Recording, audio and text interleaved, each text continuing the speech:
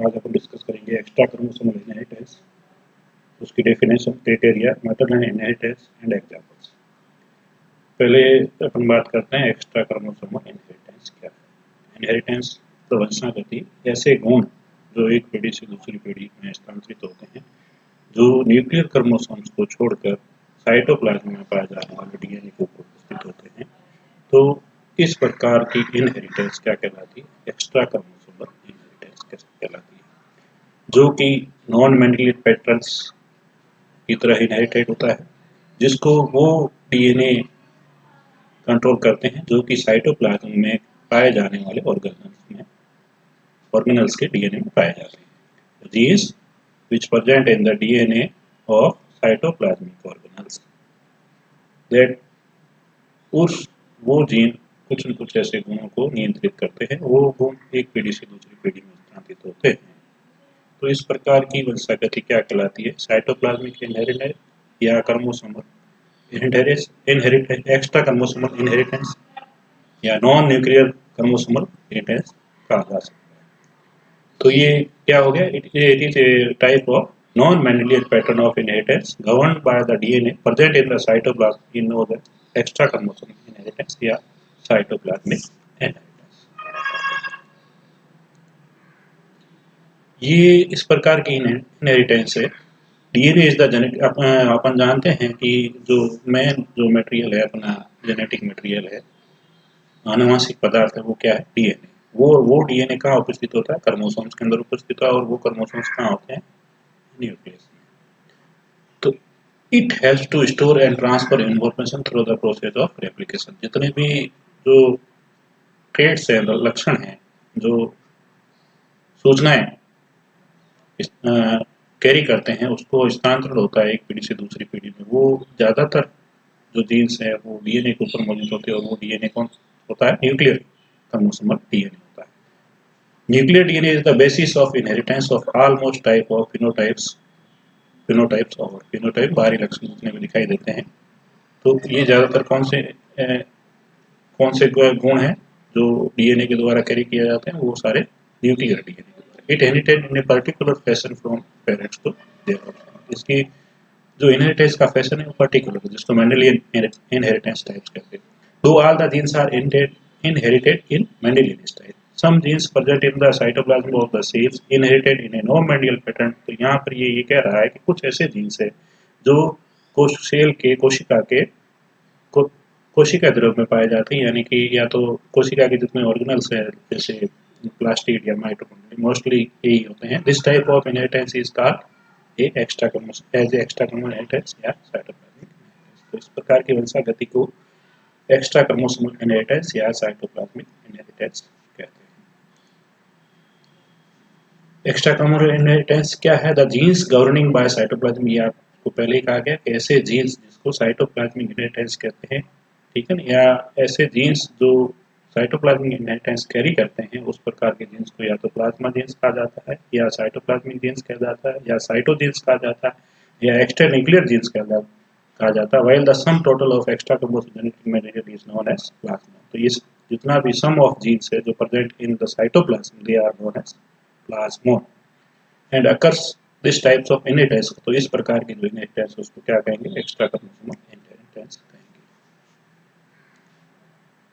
Rules of extra chromosomal inheritance. Rules क्या क्या है एक्स्ट्रा क्रोमोसोमल इनहेरिटेंस के? तो rules of extra chromosomal inheritance, extra nuclear genes non Mendelian inheritance which has 4 character. इसके क्या क्या 4 लक्षण है। पहला है typical Mendelian ratio do not occurs because the meiosis based segregation is not involved. तो इस प्रकार की इनहेरिटेंस के अंदर मियोसिस प्रकार का सेग्रीगेशन है, जो पृथक्करण है, वो नहीं होता। तो इसलिए जो मेंडेलियन रेशियो F1 और F2 जनरेशन में आते हैं वो यहाँ देखने को नहीं मिलेंगे। Reciprocal crosses usually show uniparental inheritance. तो इसके अंदर जब भी रेसिप्रोकल क्रॉस करोगे तो यूनिपेरेंटल इनहेरिटेंस होगी, यानी कि जो माता का ये पिता का इसमें रोल नहीं है। तो इस प्रकार का यूनिपेरेंटल इनहेरिटेंस पाई जाएगी with all progeny having the phenotype of one parent. जो बाहरी लक्षण है वो एक ही पेरेंट के तरह दिखाई देंगे। जनरली द मदर, सामान्यतः ये मदर से स्थानांतरित होते हैं उसकी संतति में, एक पीढ़ी से दूसरी पीढ़ी में, यानी कि उनके अभिभावक यानी कि माता पिता से ज्यादातर माता के जो गुण हैं वो zygotes receives nearly all of its cytoplasm including organs from the ovum. जो मदर्स के जो ओवम होता है उसके साइटोप्लाज्म में जो पाए जाने वाले हैं वो उसकी संतति में ट्रांसफर होते हैं। तो extra nuclear genes can not be mapped to chromosomes in the nucleus, को मैप नहीं किया जाता। If a nucleus with a different genotype is substituted non Mendelian inheritance effect unaffected रहती है। तो इस प्रकार के डीएनए या इस प्रकार के क्रोमोसोम नॉन क्रोमोसोमल जो इनहेरिटेंस वो किसके थ्रू हो सकती है, तो वो डीएनए जो साइटोप्लाज्म में कुछ ऑर्गेनल्स है उनके अंदर पाए जाते हैं, जिसमें क्लोरोप्लास्ट है और mitochondria. Chloroplast DNA in 1951 using cytoplasmic cytochemical जो मेथड से कुछ प्रकार के स्टेम्स है उसके द्वारा क्लोरोप्लास्ट डीएनए को सबसे पहले ज्ञात किया गया 1951 के अंदर। मेथड्स अपनाए गए। Shiba was the first to demonstrate the presence of nucleic acid in chloroplast. Shiba एक ऐसे वैज्ञानिक थे जिन्होंने सबसे पहली बार ये डेमोस्ट्रेट किया किसके अंदर, chloroplast, the presence of nucleic acid in chloroplast. In 1962, Rees and Paul showed that the chloroplast of Chlamydomonas has particles of 150 to 200 diameter which resembles ribosomes. तो रीस और पॉल ने 1962 के अंदर क्लाइम्डोमोनास के क्लोरोप्लास्ट में कुछ ऐसे कण पार्टिकल्स देखे जिनका डायमीटर 150 से 200 एंगस्ट्रॉम होता है, जो कि राइबोसोम्स के दिखाई देते हैं, और वो क्या थे, डीएनए। माइटोकॉन्ड्रियल डीएनए जिसको 1962 के अंदर, मतलब ये जो भी ज़्यादातर जो क्रोमोसोमल्स नॉन क्रोमोसोमल्स जो डीएनए है जो कैरी करते हैं वो ज़्यादातर 1951 के बाद जानकारी में है, इनका पता चला। 1962 के अंदर Nass discovered mitochondrial DNA of embryonic chick tissue. जो चिक के उत्तक थे भ्रूण के अंदर, उनके माइटोकॉन्ड्रियल में नेश ने 1962 के अंदर डीएनए थे। They observe filament like DNA component of certain bacteria and the lower electron density areas of the matrix. जो डीएनए माइटोकॉन्ड्रियल की जो मैट्रिक्स थी उसके अंदर डीएनए नेश के द्वारा एम्ब्रियोनिक चिक टिश्यू के अंदर देखे गए। कब, तो जो आप आज अपन पढ़ेंगे उसके जो की टॉपिक्स है, तो पहले तो अपने डिस्कस कर लिया कि एक्स्ट्रा क्रोमोसोमल इनहेरिटेंस क्या है, उसकी परिभाषा, उसके क्राइटेरिया क्या हो सकते हैं एक्स्ट्रा क्रोमोसोमल इनहेरिटेंस के, और कुछ एग्जांपल्स साइटोप्लाज्मिक, बहुत सारे और भी एग्जांपल्स है, लेकिन जो अपन डिस्कस करेंगे वो मेनली एग्जांपल्स ये रहेंगे। Cytoplasmic mail sterility in maize, the maternal effect in snail, inheritance of kappa particles in paramecium. तो आपको कुछ ये समझ में आ गया होगा कि एक्स्ट्रा क्रोमोसोमल इनहेरिटेंस क्या है। Extra chromosomal inheritance is also known as a cytoplasmic inheritance. Cytoplasmic inheritance इसलिए कह रहे हैं कि कुछ ऐसे लक्षण जो उत्तरदायी होते हैं वो डीएनए के ऊपर पाए जाने वाले जो डीएनए जो साइटोप्लाज्म ऑर्गेनल्स के अंदर पाए जाते हैं वो उत्तरदायी होते हैं इसके लिए। तो इसलिए साइटोप्लाज्मिक इनहेरिटेंस भी कहा सकता है। एक्स्ट्रा क्रोमोसोम मतलब other than chromosomes present in nucleus, जो कि नॉन मेंडेलियन पैटर्न फॉलो करते हैं, इसलिए नॉन मेंडेलियन इनहेरिटेंस कहा जाता है। जिस रिपोर्टेड बाय द, ये पहली बार बोरिस इफरशाई इन ईस्ट ड्यूरिंग 1949। तो ये बोरिस इफरशाई के द्वारा ईस्ट के अंदर पहली बार 1949 में देखा था। Cytoplasmic DNA are extra chromosomal DNA. जो साइटोप्लाज्मिक डीएनए जो क्लोरोप्लास्ट और माइटोकॉन्ड्रिया में पाया जाता है, तो उस डीएनए को क्या कहा जाता है, extra chromosomal DNA. Is present significantly in some important organs like chloroplast and mitochondria, जिसका अपन जिक्र पिछली स्लाइड में कर चुके हैं कि इस प्रकार का जो एक्स्ट्रा क्रोमोसोमल डीएनए है वो किसके अंदर पाया जाता है, क्लोरोप्लास्ट और mitochondria. It is a big mystery that how actually their organelles created there over. ये अभी तक भी माइथ है जो अभी तक सॉल्व नहीं हुआ है कि ये एक्चुअली में ये कैसे जीनोम क्रिएटेड हुए क्लोरोप्लास्ट के अंदर और माइटोकॉन्ड्रिया के।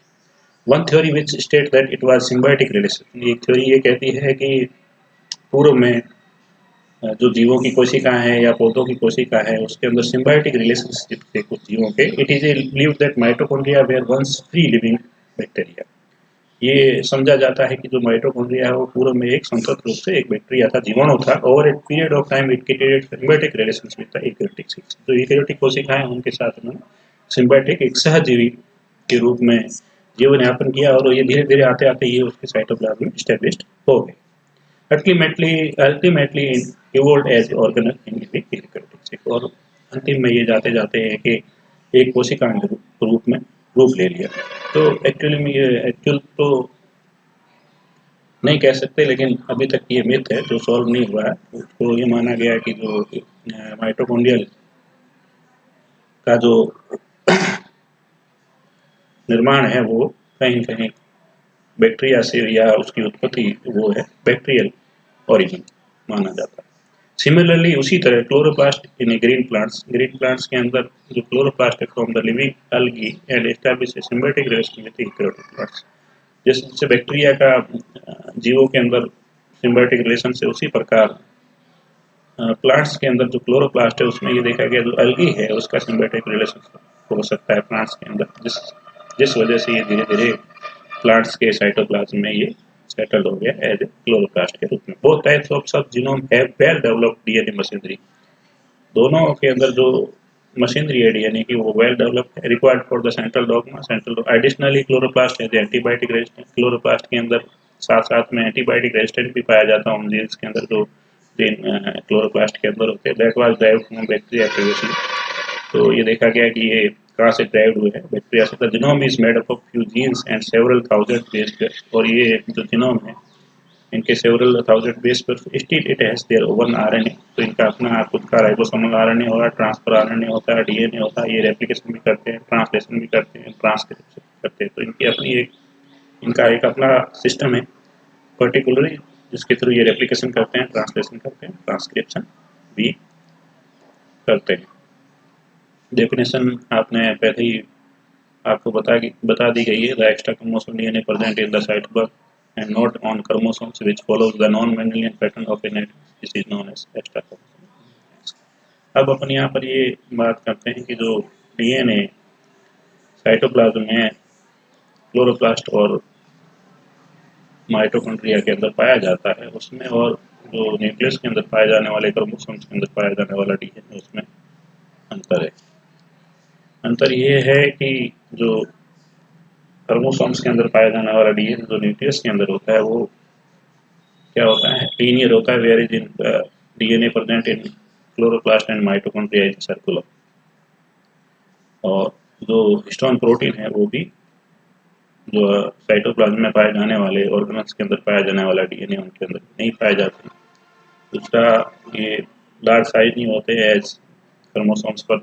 क्रोमोसोमल डीएनए प्रेजेंट इन न्यूक्लियस के अंदर पाया जाने वाला डीएनए है वो लार्ज साइज का होता है। Where is DNA present in organelles are smaller in size. और तीसरा अंतर ये है कि रीनेचर्स थोड़े फास्टली होते हैं यदि उनको एंजाइम्स के द्वारा ब्रेक डाउन किया जाए, जैसे न्यूक्लियस के द्वारा डीएनए, तो वो ब्रेक डाउन हो जाते हैं और वापस इजीली रीनेचुरेटेड हो जाते हैं। डीनेचुरेशन और रीनेचुरेशन फास्टली होता है, वेयर एज जो न्यूक्लियर डीएनए उसका डीनेचुरेशन और रीनेचुरेशन इतना फास्टली नहीं होता जितना डीएनए जो पाया जाता है क्लोरोप्लास्ट और माइटोकॉन्ड्रिया के अंदर उनका होता है। तो ये बेसिकली ये डिफरेंस है। लेकिन कुछ माइटोकॉन्ड्रियल डीएनए है वो लीनियर भी हो सकता है, जैसे पैरामेशियम ओरेलिया के अंदर पाया जाने वाला जो माइटोकॉन्ड्रियल डीएनए है वो लीनियर हो सकता है। तो ये बेसिक डिफरेंसेस हैं न्यूक्लियर डीएनए के और साइटोप्लाज्मिक डीएनए के जो माइटोकॉन्ड्रिया और क्लोरोप्लास्ट में पाया जाता है। नेक्स्ट अपन जितने भी इसके एग्जाम्पल्स हैं उसके बारे में चर्चा करेंगे, और मेनली क्राइटेरिया ऑफ इनहेरिटेंस क्या है उसका भी अध्ययन करेंगे। Thank you.